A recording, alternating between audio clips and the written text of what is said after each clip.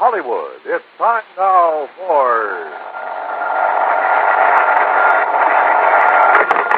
Johnny Dollar.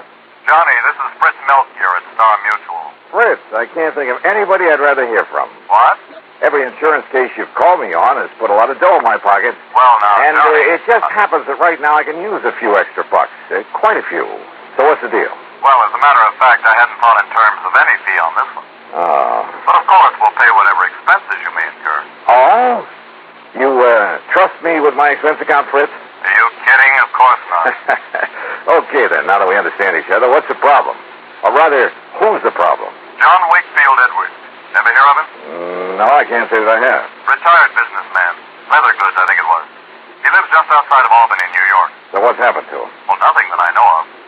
But he has a lot of insurance with it, including a straight life policy worth $155,000. How old is he, Fritz? In his late 60s. Married? His wife died, 3 or 4 years ago. Then who's the beneficiary? His adopted daughter, Marilyn. And how old is she? In her late 20s. She's a very attractive girl, I understand. Then who cares about a fee? Fritz, I'll take the assignment. Easy, Johnny. You probably won't even see her. Oh, why not? But she lives and works over in Troy. Well, what's happened to the old man? Well, he called me a few minutes ago and asked, or rather demanded, that I send you over to see him immediately. Yeah, why? He wouldn't say. What he did say, though, just before he hung up, is that under no circumstances are you to let her know that you're coming. Meaning Marilyn? I would assume so. I wonder. So do I, Johnny. So if I were you, I'd hop on over there. Tonight? Well, first thing in the morning? Okay, Fritz, we'll do.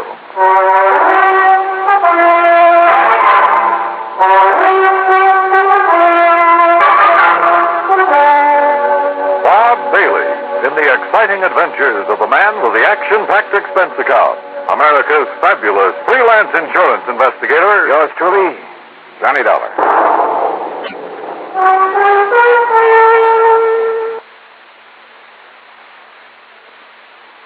And now, Act One of yours truly, Johnny Dollar.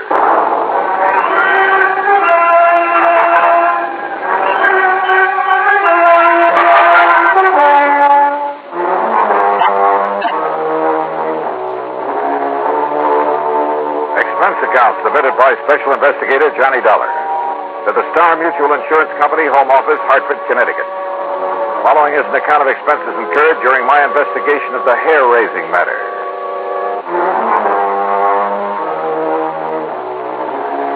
When a beautiful girl and a fortune are involved, well, instead of waiting until morning, I got out my car and drove over to Albany. Item 1, 1720 for mileage. I arrived shortly after midnight, checked in at the Sheraton Ten Eyck, and although I was pretty tired, I ran up item 2, a dime for a phone call. Yes, this is John Wakefield Edwards. Johnny Dollar, Mr. Edwards. Well, why do you waste your time and money calling me? I told Fritz Melchior to send you up here. I'm right here in Albany, sir. Oh, good. Do you want me to come out and see you right away? It's pretty late. No, first thing in the morning will be all right. I'm sure nothing will happen before then. Nothing will happen. I'll expect you to have breakfast with me. I beg you... What was that? I said be here at breakfast. 7:30 sharp. Oh, okay. But now, just what did you mean about nothing will happen? I'll tell you about it in the morning. Goodbye, Mr. Dollar. Well, now, wait a minute. Look. You're the boss.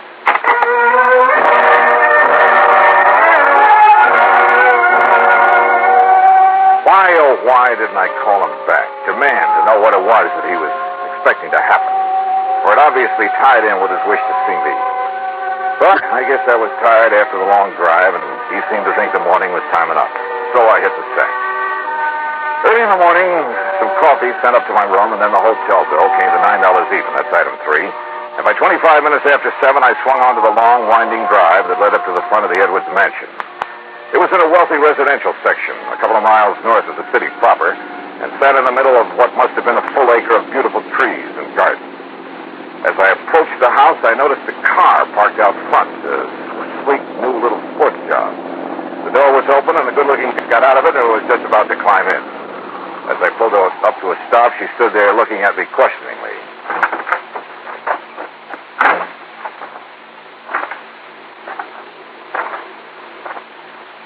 This is the Edwards home, isn't it? That's right.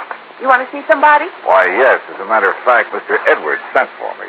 Oh, really? Are you an old friend of his? Old? I didn't know it should. Oh, that isn't what I mean, Oh, my name is Johnny Dollar. John. The insurance detective or investigator or whatever you call it. Yeah, something like that. Well, hi. I'm Marilyn Edwards. Well, hi. I should have guessed he'd send for someone like you, Johnny. Come on in. Why do you say that, Marilyn? Well, Daddy seemed to be worried about something lately. You know what? No, at least I'm not sure.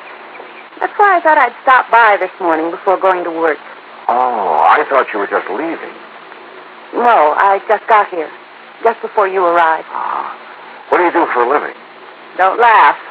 I'm a model. Oh. And stop raising your eyebrows. After all, somebody has to pose for those ads for dishpan hands. Sure. Shall we go in and see Daddy? That is, if he's up. Well, he'd better be. I have a breakfast date with him at 7:30, and it's now exactly 7:31. Then we better go in.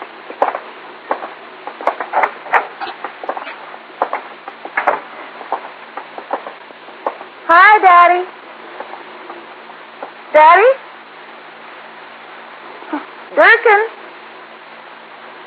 Durkin! I hear you. Your foster father hasn't come down yet. Johnny, this is Durkin, Daddy's housekeeper. Now, what is breakfast prompt at 7:30, and I ring the bell, and he don't come down for it. Durkin, stop it! Stop it! There now. That's the third time. Third time?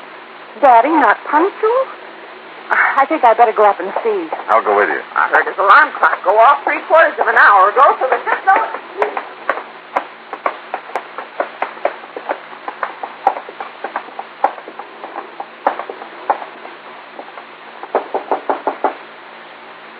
Daddy? Wait a minute, What is it, Johnny? I thought I caught a whiff of cordite. Cordite? But no, I guess not. Daddy? Johnny? Johnny! Oh, no! I'm afraid so, Marilyn. He's dead.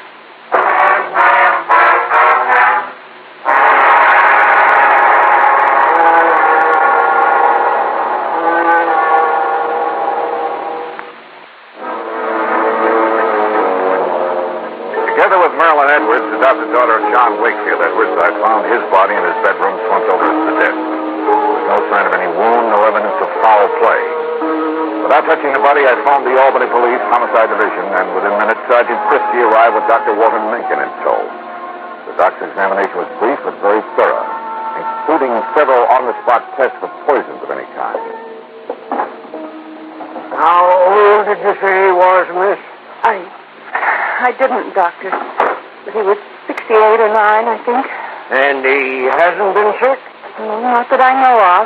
Miss Durkin, the housekeeper, would know better than He I. hasn't had a day of sickness since he caught that cold last spring. Yeah. Well, his pump gave out, that's all. Can't expect that in a man his age. Oh, Johnny. Yeah, I know. But you're doing okay. You didn't find anything, did you, Chris? No, not a thing, Doc. Why they bothered to call us in instead of his own doctor? Yeah. Of course, if you folks want, I can order an autopsy. Oh, no. That would be terrible. And down it goes to natural causes. Time of death, approximately 7:15. Doctor. And I expect you can carry on from here, can't you, miss? I'll take care of things. Yeah, and if he can't, I will. Beginning with closing these windows. There. Anybody wants to freeze me? Well, come on, Sergeant. Back to the morgue. Oh, the morgue. Oh, Johnny. Easy, down. Better. Well, you two want some breakfast? Ain't gonna do him any good now. How can you... But I suppose we may as well, Johnny, and do whatever we have to do here.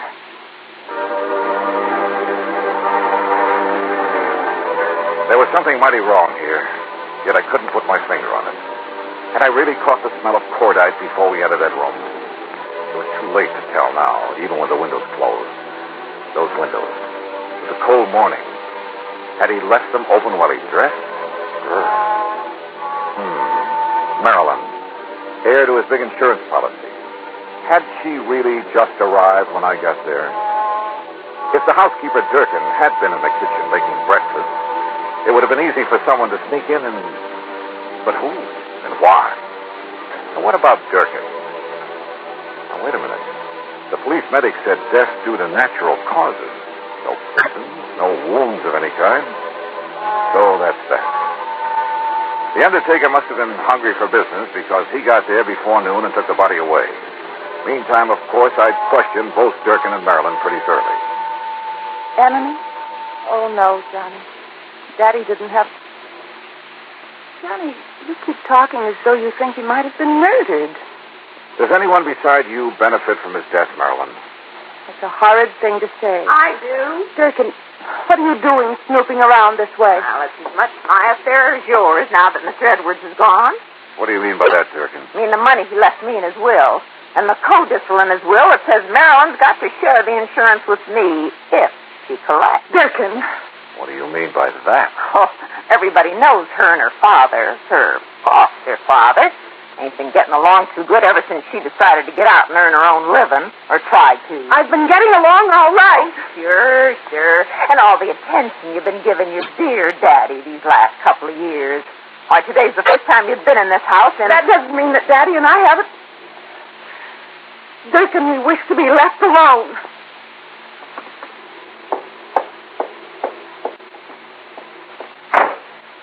I'm sorry, Johnny. Marilyn, I want to go up and look at your father's room again. All right, if you like. And I'll go along with you. No, thanks. I'd rather do it alone. Oh? Now, what did I find? Nothing. Sure, there were a couple of old bottles of hair tonic hidden away under some shirts. But after all, I mean, at his age. And that funny little thing on his dressing table. There was a little, well, hat stand, I guess you'd call it. The kind you find in a woman's hat shop. You know, a little wooden stand about 8 or 10 inches high. Johnny, look. Huh? Where did you get that? After what you said downstairs, I guess I began to wonder. Pretty special. So I looked around outside, for footprints or, well, I don't know what I was looking for. And you found this handgun? It was in the middle of a myrtle bush. It was Daddy's gun. Oh? And see, one shot has been fired. Yeah. I also see you've carefully put your fingerprints all over it. Oh. Hey, what was it? Fine. Now, my prints are all over it. So if it was used to... What am I talking about? If there'd been a shot, Durkin would have heard it. What's more, there would have been a bullet wound, and there was no sign of anything in the... Wait a minute. Marilyn, maybe there was.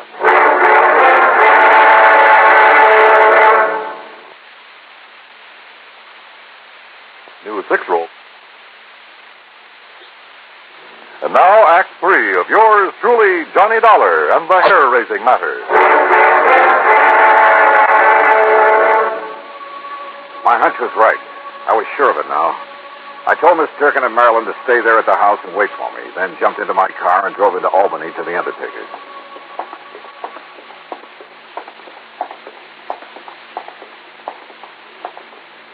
Here we are, Mr. Dollar. The embalming room is right here.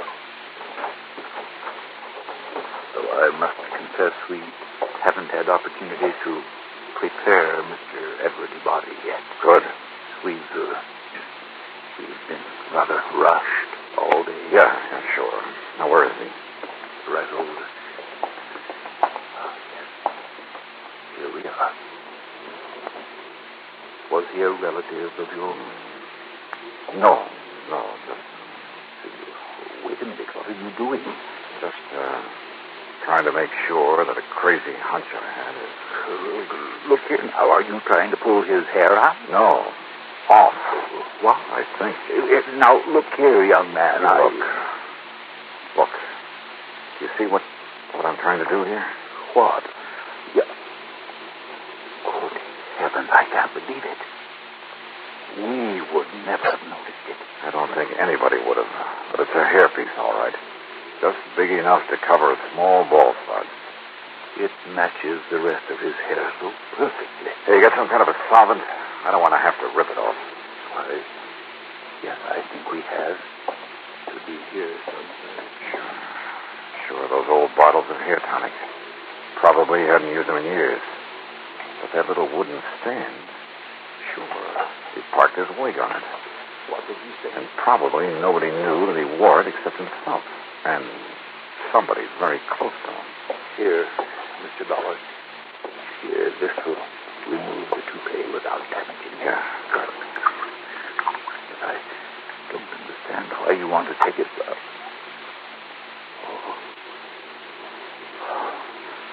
Good Lord. Yeah. Right in the middle of his bald spot. Covered up by the hairpiece. And the bullet that made it was a .38 special.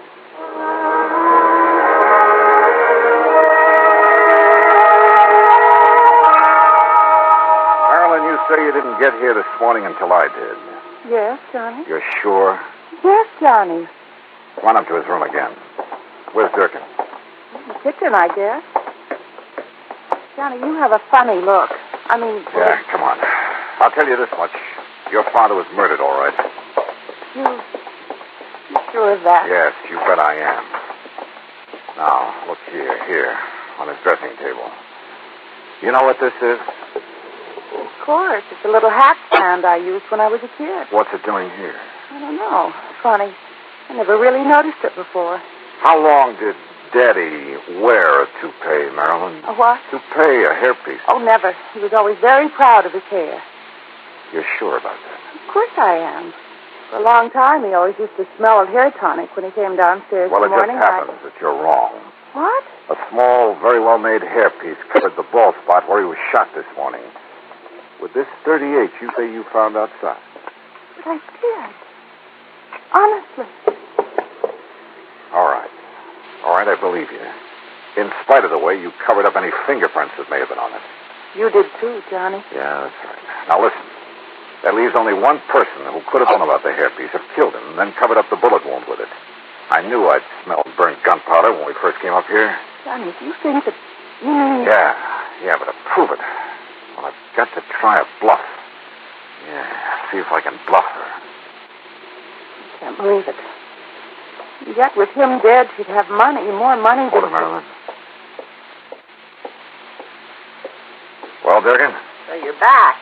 Where you been, anyway? Checking up on something. Something I should have suspected last night when I talked to Mr. Edwards on the phone. What do you mean, Johnny? Line clicks. That meant somebody was listening in on the phone downstairs. Don't look at me. I didn't even know you called him last night. I was in bed asleep. Were you, Durkin? What I was just checking on at police headquarters... Police headquarters? Yeah, was a set of fingerprints I found on a glass you'd been using in the kitchen. What? I wanted to compare them with some prints I found on this gun. Well, that's Mr. Edwards' The gun. one you used to kill him. That's a lie. Is it the fingerprints match? No, that's a lie. I wiped them off the Before gun. you threw it out the window? Yes. Then opened the other windows to let the smell of powder out? Yes, I wiped them off. At least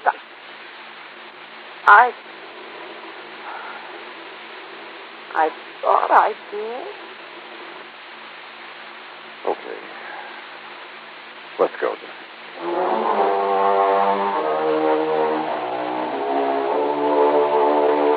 Don't worry.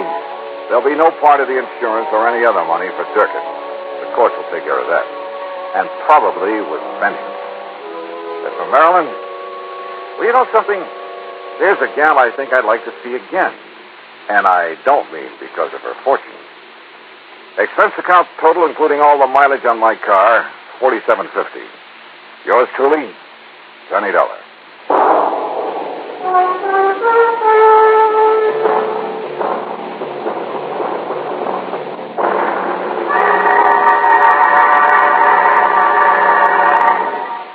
Our star will return in just a moment. Now, here's our star to tell you about next week's story. Next week, a little jade statue is the key to one of the cleverest plots I've ever seen. Join us, won't you? Yours truly, Johnny Dollar.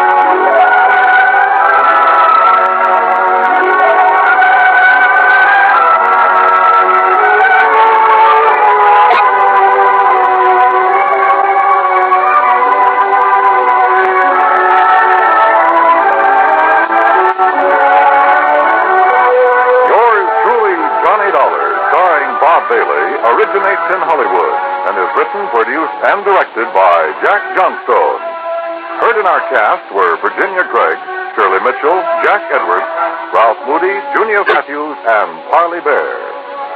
Be sure to join us next week, same time and station, for another exciting story of yours truly, Johnny Dollar. This is Dan Cumberly speaking.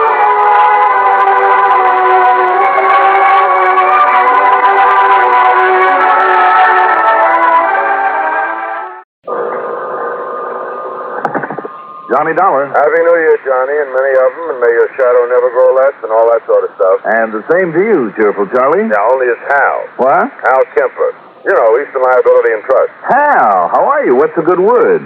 You made any plans for dragging in the new year in the usual fashion? Oh, in my usual fashion, yes. Well, now, what's that supposed to mean? Well, it means that instead of getting myself hooked into some big, noisy, drunken party, and then risking my one and only life among all the crazy drivers who'll be seeing double because of the parties they've attended, instead of greeting 1962 with a hangover headache, I have other plans. Oh, yes, I forgot. Hmm? That luscious little damsel you've been courting all these years, Betty Lewis. Well, that's just the trouble, Hal. What's the deal, Johnny? Quiet little supper, just the two of you over at her place with a log crackling on the hearth and candles on the table, all that sort of stuff. Oh, I'm sorry, Hal. Then at the stroke of midnight, a glass of sparkling champagne to match the sparkle of her lovely eyes. How am I doing? I guess right? Not quite. Betty's out in Ohio spending the holidays with her folks. Oh, well, good. What's good about it? It means you have no plans. So, Johnny, I'll tell you what you do. Sorry, Hal, but I'm going to be sensible, stay right here, have me a quiet little drink, listen to all the celebrations on the radio, get a good night's sleep, and start the new year cool, calm, and hope I can make a good one of it. Well, now, before you settle down, Johnny, how's about coming over here to my house for a few minutes? Hal, I'm sorry. No, I want you to meet and talk to Dr. Albert Begley is all. Dr. Begley, the heart man? The heart man. Why? Because of something he's just told me about one of his patients, who happens to be an important client of ours, a wealthy old widow by the name of Mrs. Nancy Cunningham. What about her? You come on over here to the house. Let Dr. Begley tell you. Hal, on New Year's Eve? Look, I thought I got over the point that I'd rather stay out of a car tonight. Let's wait until sometime in 1962, like tomorrow, maybe. Now, only one trouble, Johnny. If we do wait, if what Dr. Begley says is true, that nice little old lady might never live to see 1962. Oh? Yeah. I'll be right over. The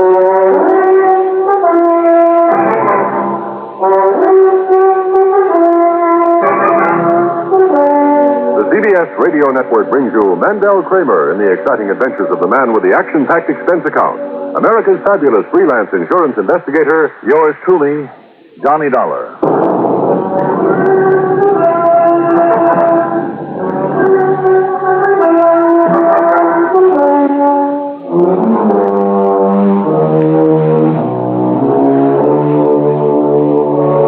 Expense account submitted by Special Investigator Johnny Dollar to Eastern Liability and Trust Insurance Company, Home Office, Hartford, Connecticut.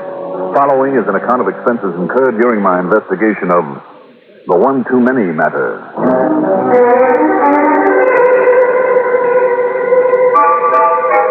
Expense account item 1480 for a tank full of gas from my car. Then, for 2 solid miles, I had to duck and dodge a flock of the darn fool drivers who'd already started to celebrate, and far too many of them might end up on a slab in the morgue.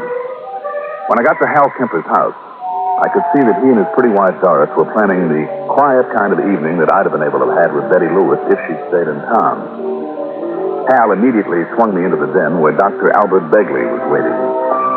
He was a short, stocky, gray-haired, clear-eyed man of about 60, I'd say, with that rare combination of gentleness, kindliness, and quiet efficiency that makes for a good family doctor. Glad to know you, Mr. Dollar. Dr. Begley? And I'm particularly glad that Kemper here was able to get hold of you on short notice. Well, what I'm glad about is that Johnny had no plans for tonight, so there's nothing to keep him from going right on over there. Yes. Now, just wait 1 minute. Go on over where? Have I walked myself into some kind of a trap that you two innocent-looking connivers have set for me?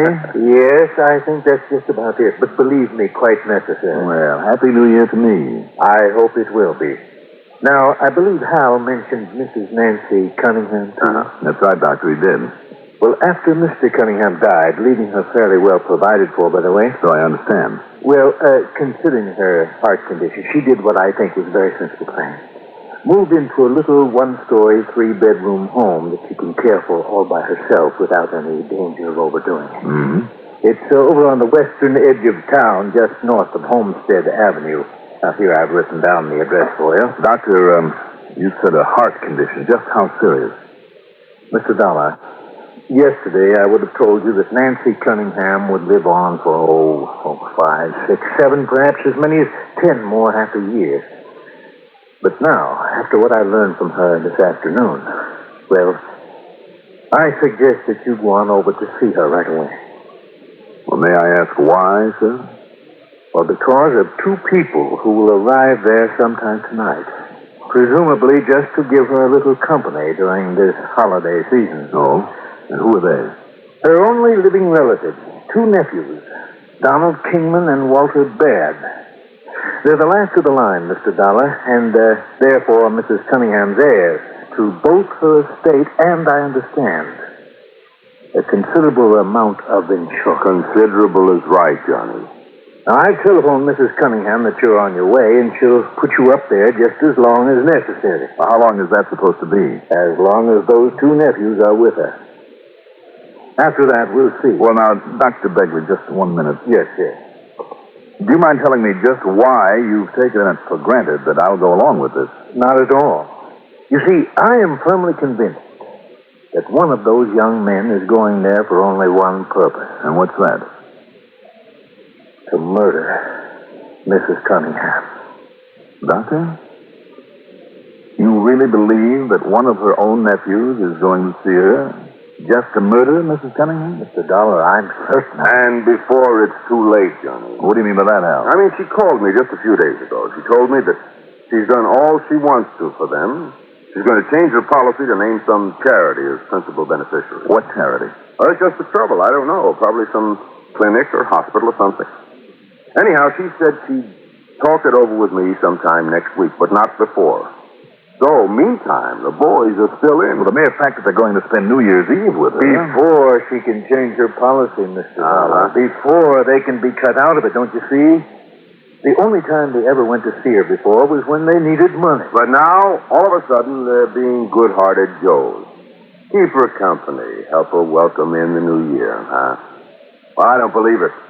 I agree with the doc here that one of those guys is going to get her out of the way, while they can still benefit by it. You say one of them. And you said that too, Doctor. Well, which one, Walter Baird or Donald Kingman? Well, that's just it. Even though they've certainly never looked or act like the sort who could do such a thing, there's still the evidence, Mr. Dollar. What evidence? Well, during Donald's last visit, while he was away from the house, a couple of gunshots crashed through the window, narrowly missing her. Oh? The police were able to trace those shots to Donald? No, it was Donald who called the police, made them investigate. And if that wasn't done just to take suspicion off himself... Now, just wait a minute, Hal. What did the police find out, Doctor? Nothing. They decided those shots were strays, fired by some careless youngster over in the woods. And they let it go at that. I see. Well, it could have happened that way. Yes, I know. But I also know that when he was just a little tyke, Donald was quite a rifle shot. Another thing, Yes? Dollar. That evening when he left, it was bitter cold, so the heat was on in the house. It was on low. She'd planned to leave it on overnight. But it suddenly went off completely. Well, now, Dr. Begley, Well, if I hadn't happened to drop by and discovered where a small cotter pin had jammed in the regulating mechanism, where it could have been placed by a human hand, Mr. Dollar, you remember that. Why, do you know that she could have frozen to death that night? Doctor, you know as well as I do that neither of those things can be called real evidence of an intent to kill her. I don't believe it. Mr. Dollar, I believe that one of those boys, possibly both of them, are planning to kill her. And now that she's planning to change her insurance. They haven't much time. Do they know that? Well, they must. But you're not sure. Does it make any difference? Don't you see, Mr. Dollar? They don't get her insurance until she's dead. That's the point, Johnny. And unless she dies before she can change the beneficiary. Well, don't you see, there can be only one reason why they give up the sort of big party or dance those boys would usually go to on a night like this and spend their New Year's Eve with her. Or am I just acting like a suspicious old creep? I don't think so. You, Johnny? I don't know, Hal.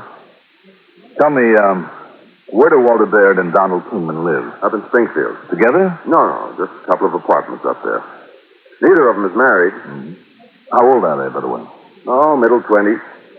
Don is assistant manager in a supermarket, and Walter has a job in a bank, I think. Yeah.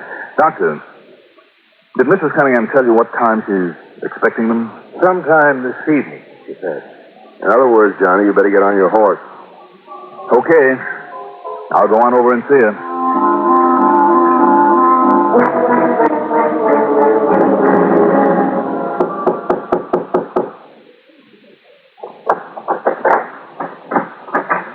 Yeah? Oh, well, you must be either Donald Kingman or Walter Baird. Don Kingman. Are you Mr. Johnny Dollar? That's right. Well, Happy New Year, and come in, Mr. Dollar. Thank you. Old Doc Begley phoned Aunt Nancy just a little while ago and said you'd be here. Oh? And I say good, the more the merrier. Come on to meet my cousin, Walter Baird. Walter, this is Mr. Johnny Dollar, and you know who he is. I certainly do. Well, Walter. Glad to know you, Mr. Dollar. Happy New Year. You too. Who is it, boys? Mr. Johnny Dollar, Aunt Nancy. Oh, good. Please excuse me, Mr. Dollar, but I'm still dressing for our little party. Oh, surely, Mrs. Cunningham. I didn't realize how late it was. Well, at my age, it takes a bit longer to get ready than it used to. Well, that's perfectly all right. I'll be with you in just a few minutes. Well, sit down, Mr. Dollar. Make yourself comfortable. Sure. Well, my goodness. Looks like you're planning a real evening of it. And with no pain. I picked up all this food and plates, silverware, glasses, even the tablecloth and napkins from one of those catering places on the way in. Mm-hmm. Even that portable bar. See it over there in the corner? Uh-huh. Tomorrow morning they send a man around to pick it all up, and we won't even have to wash the dishes. Good work, Don.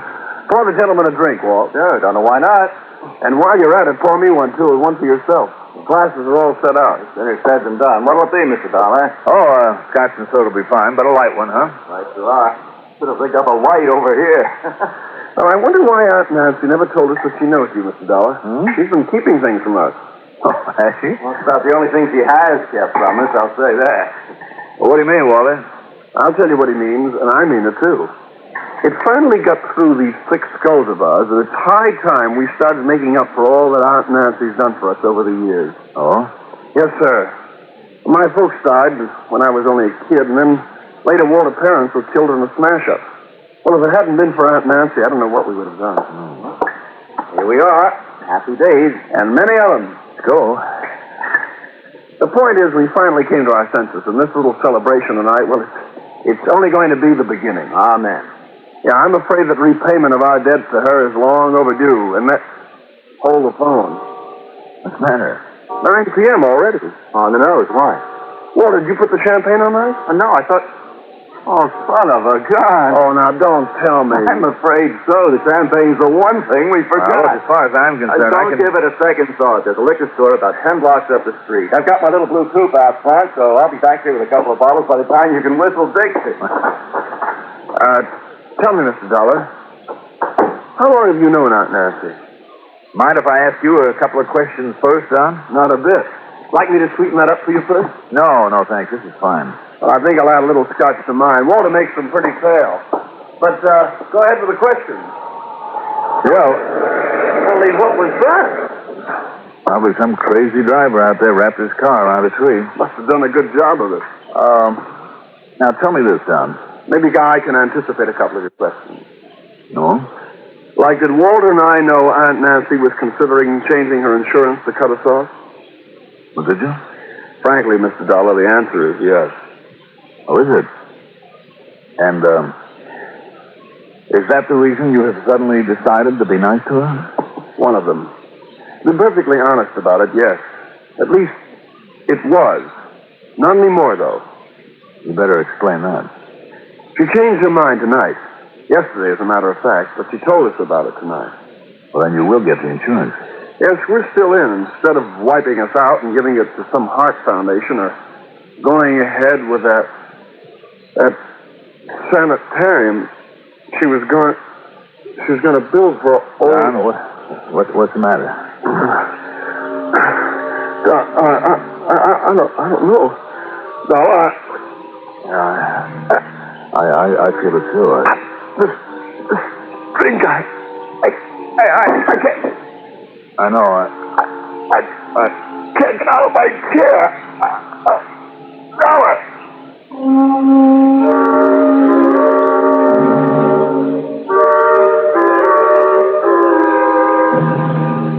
All of a sudden, the world turned completely black.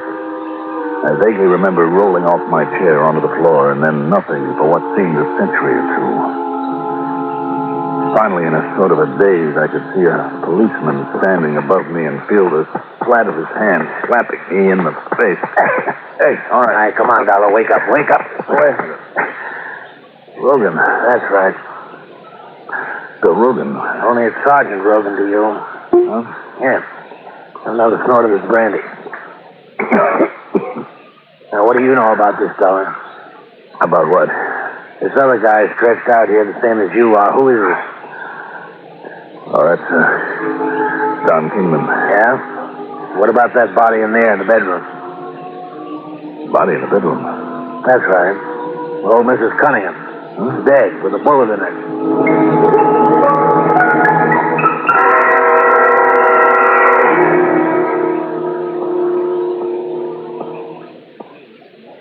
Special memo to football fans. Tomorrow's thrilling Cotton Bowl game between the Mississippi Rebels and the Texas Longhorns will be a CBS Radio Network special on most of these stations. They say the man to stop tomorrow is the galloping halfback of the University of Texas, Jimmy Saxton. But the word's around that Mississippi has a pretty strong team, too. So be on hand for the exclusive radio coverage of the Cotton Bowl game in Dallas, Texas, tomorrow at your electronic 50-yard line.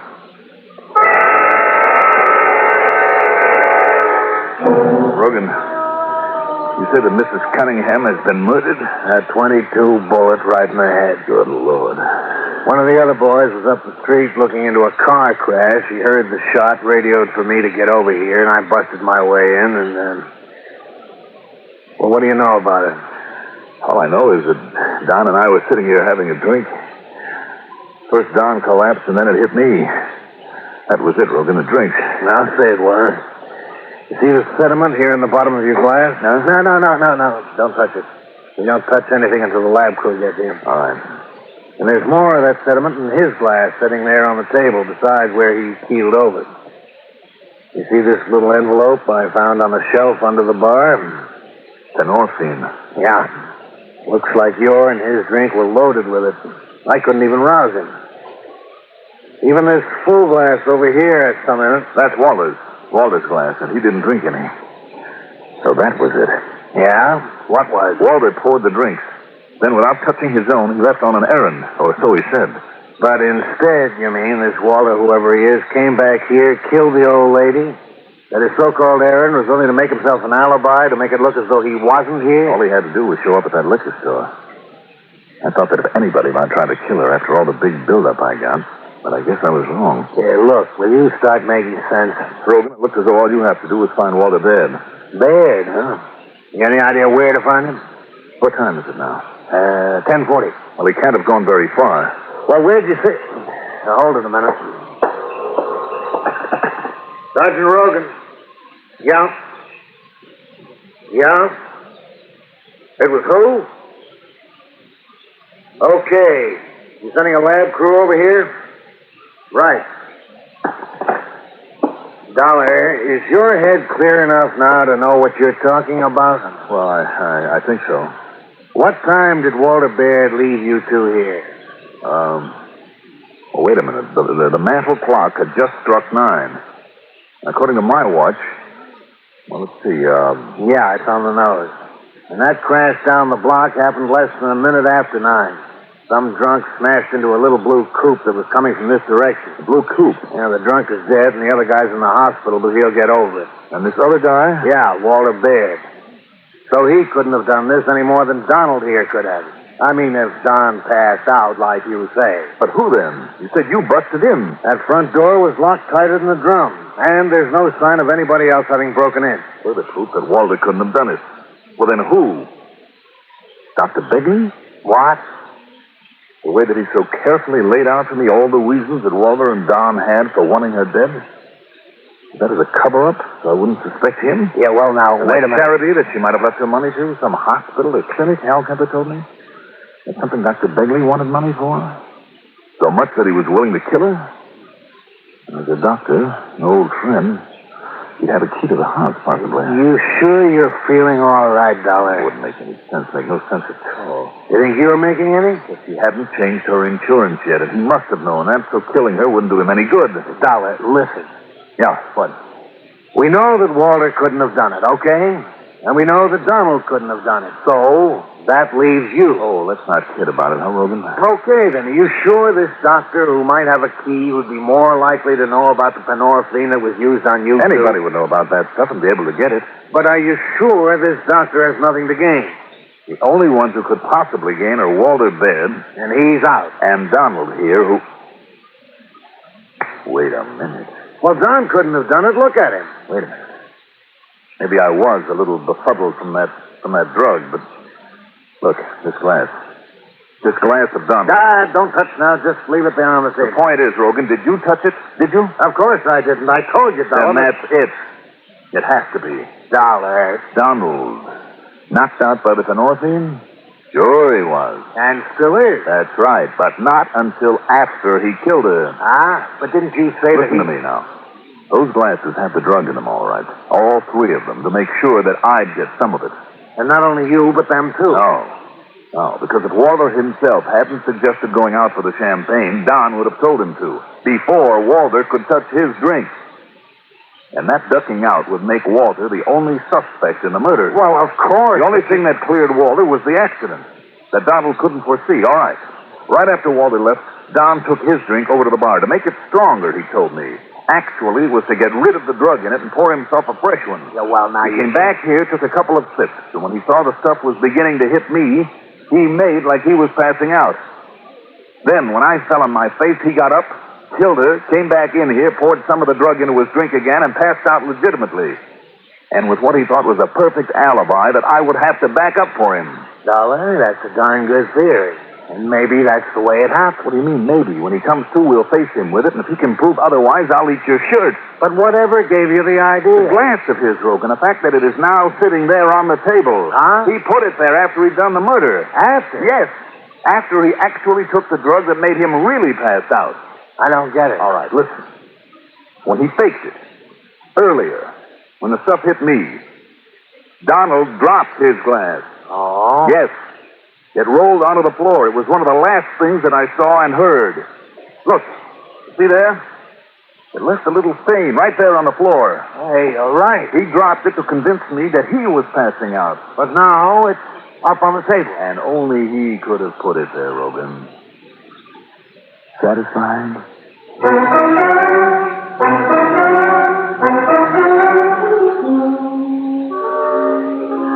When he came to, and we told him how he'd worked it, how he'd made the mistake of setting the glass back on the table, told him we'd made a paraffin test of his hand to prove our point. Well, Don not only confessed, he showed us where he'd hidden the gun. Expense account total? $4.80 for that tank full of gas. Yours truly, Johnny Dollar.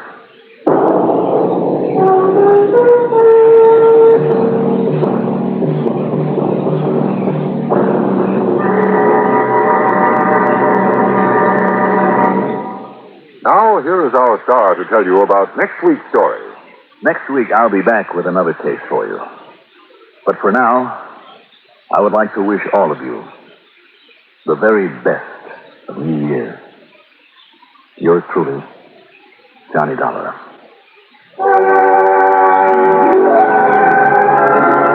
Yours truly, Johnny Dollar, is written by Jack Johnstone, produced and directed by Bruno Zerato Jr., music supervision by Ethel Huber. Johnny Dollar is played by Mandel Kramer. Also featured in our cast were Lawson Zerby as Dr. Begley, Alan Manson as Donald Kingman, Nat Poland as Hal Kemper, Robert Dryden as Sergeant Rogan, Doug Parkhurst as Walter Baird, and Ethel Everett as Nancy Cunningham.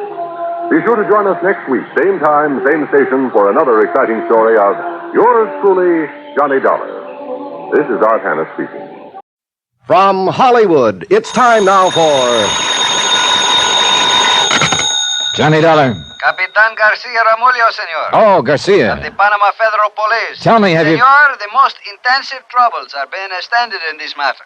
Which means you haven't found him yet. Every man of the police is active alert. I'm happy to hear it. You may rest assured, senor, that the capture of this dangerous Americano gangster is occur at any moment. Have you found any trace of him? Senor, I wish to advise you that the entire resource of my policia is at the disposal of our good neighbor of the north. Thank you very much. Do you know where he's headed? It is only by cooperation that our two great Garcia. nations... Si, senor? Do you have any idea at all what's happened to Ed Morgan? No, senor.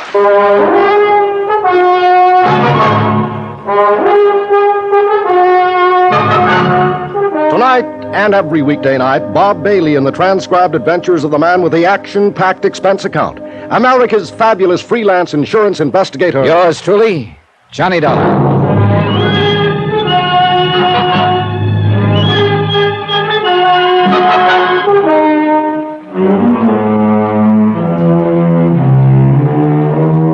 From Special Investigator Johnny Dollar, location Panama. To the Home Office, Eternity Mutual Insurance Company, Hartford, Connecticut. Assignment, the confidential matter. Expense account, final page. Item 15, $1.10. Taxi from my hotel to Plaza Bolivar in the office of Captain Garcia, Commandante of Police.